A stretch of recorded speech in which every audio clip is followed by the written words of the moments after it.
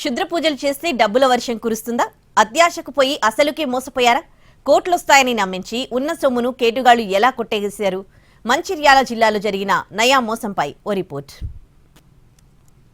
మంచిర్యాల జిల్లా కేంద్రంలో క్షుద్ర పూజలు కలకలం రేపాయి. మాదంశెట్టి ప్రభంజన్ అనే వ్యక్తికి క్షుద్ర పూజలు చేస్తే కోట్లలో డబ్బులొస్తాయని మాయమాటలు చెప్పారు కేటుగాళ్లు. ఏకంగా 2 లక్షల రూపాయలు వసూలు చేశారు. రాత్రివేళ నస్పూర్లోని హౌసింగ్ బోర్డు కాలనీలో క్షుద్ర పూజలు ప్రారంభించారు. పూజలు చేస్తుండగానే విషయం బయటకు లీక్ అయింది. దీంతో రంగంలోకి దిగారు పోలీసులు.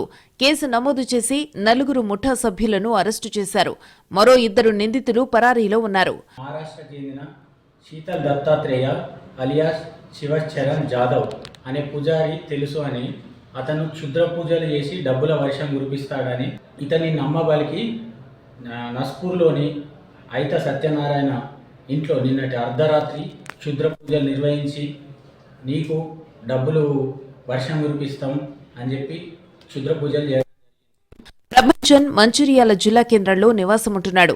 ఈయనకు 2 స్నేహితులు కలిసి 2 లక్షలు ఖర్చు చేస్తే చాలు కోటీశ్వరుడివి కావచ్చని చెప్పారు.